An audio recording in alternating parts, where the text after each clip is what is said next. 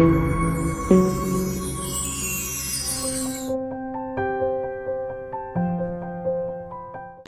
اللہ الرحمن الرحیم۔ یا علی مدد، مومنین کرام، علماء کرام اور ذاکرین اعظام کی نصیحت آموز ویڈیوز دیکھنے کے لیے ہماری چینل کو سبسکرائب کریں۔ صدقہ جاریہ سمجھتے ہوئے اس ویڈیو کو اپنے عزیز و اقارب اور دیگر مومنین تک ضرور شیئر کریں تاکہ زیادہ سے زیادہ لوگ دینی معارف سے استفادہ کر سکیں۔ اللہ تعالیٰ آپ کو اور آپ کے اہل خانہ کو اس نیکی کا بہترین اجر عطا فرمائے۔ جزاکم اللہ خیر الجزا۔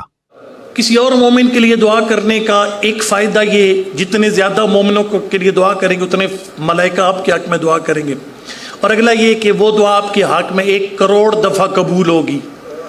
یعنی وہ بچہ چھوٹا ہے، اس جیسے کروڑ بچے اسی خاندان کی نسل سے شفایاب ہوں گے۔ جو اللہ کی ذات فرمائے کہ میں محتاج نہیں، کسی کا کروڑ دفعہ قبول ہے، کسی اور کے لیے مانگنے والے کے حق میں کروڑ دفعہ قبول ہے۔ جو اگلا ہے یہ عجیب ہے۔ معاشر کے میدان کا سب سے مشکل مرحلہ حقوق العباد ہے۔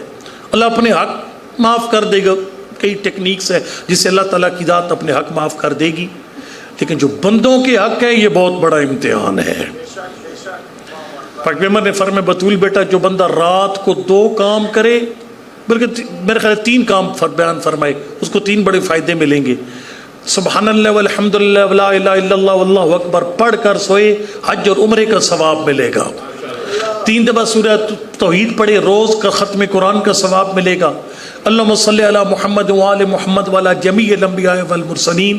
اگر یہ درود یعنی پاک پیغمبر اور ان کی آل اور ساتھ تمام انبیاء کو ملا کر جو 1 دفعہ پڑھ لے گا، فرمایا قیامت کا میدان ہوگا، 1,24,000 نبی اس وقت تک جنت نہیں جائیں گے جب تک یہ درود پڑھنے والا جنت نہیں جائے گا۔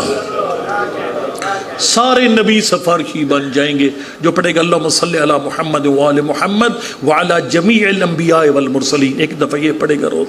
اور اس میں فرمایا کہ چوتھا یہ دعا پڑھ کر سورہ اللہم اغفر للمؤمنین والمؤمنات والمسلمین والمسلمات الاحیاء منہم والاموات اللہم تابع بیننا وبینہم بالخیرات، یہ والی دعا جو پڑھ کے سوئے گا، فرمایا اس نے جس کا کوئی حق اس سے ضائع ہو جائے گا، معاشر کے میدان میں جب اس کی دعا کے صلے میں وہ بخشے جائیں گے تو وہ بھی اس کو اپنا حق معاف کر دیں گے۔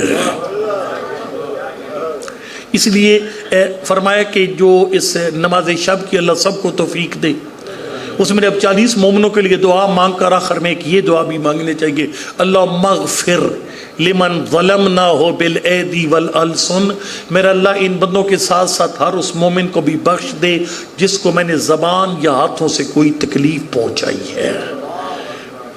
یہ بخشش کی دعا جب کریں گے تو ظاہر ہے آپ کے کام آئے گی۔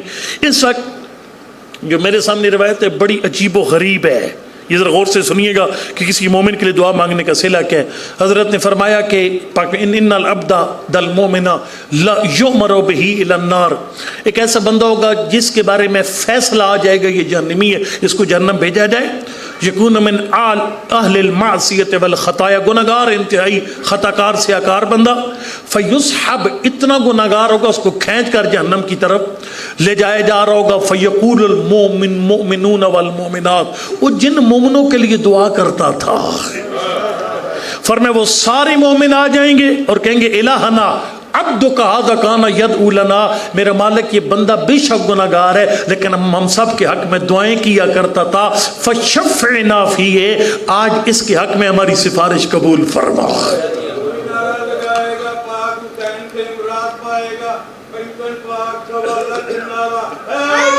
یا فرمایا فیشفعہم اللہ عز وجل فیہ فینجو من النار برحمت اللہ، فرمایا یہ بندہ جو جہنم کے دہانے پہ پہنچا ہوا ہوگا ان مومنین کی سفارش کی وجہ سے جہنم سے واپس بھیج کر جنت داخل کر دیا جائے گا۔